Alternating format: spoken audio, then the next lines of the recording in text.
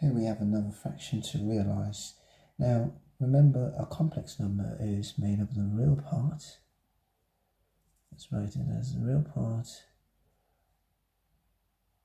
R, and it's the imaginary part. Actually, let's just write it using letters as A and BI.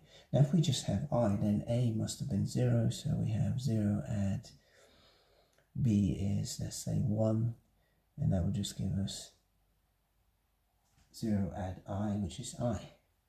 Now, the complex conjugate of I would be negative I.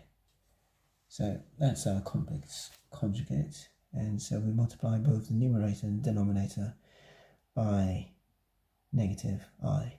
So it's negative I into 3 add I over negative I times I. This gives us I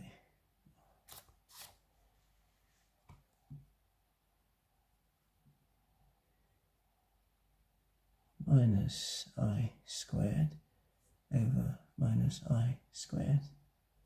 Now I squared is minus 1, so in the denominator that'll be minus 1 times minus 1, which will give us 1. And here again, I squared is minus 1 times minus 1, which will give us 1.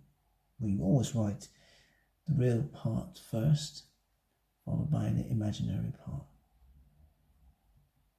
So I've just realised the denominator. The denominator happens to be 1, so we don't need to actually write that. Here we have a denominator of minus I, so the complex conjugate of minus I is positive I. So that's just I into minus 2 add 3I over minus I times I. Again, this will give us a denominator of 1 because we have I times I, which is I squared, which is negative 1. Negative 1 times negative 1, which will give us positive 1. So we can just look at the numerator and evaluate this. We have minus 2I, and then we have added to 3I squared. Now I squared is negative 1, and so now we'll have negative 3, and that's the real part. We always write that first, so it's negative 3 minus 2I.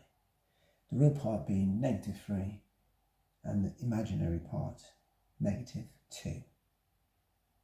Thanks for watching. I'm Alistair.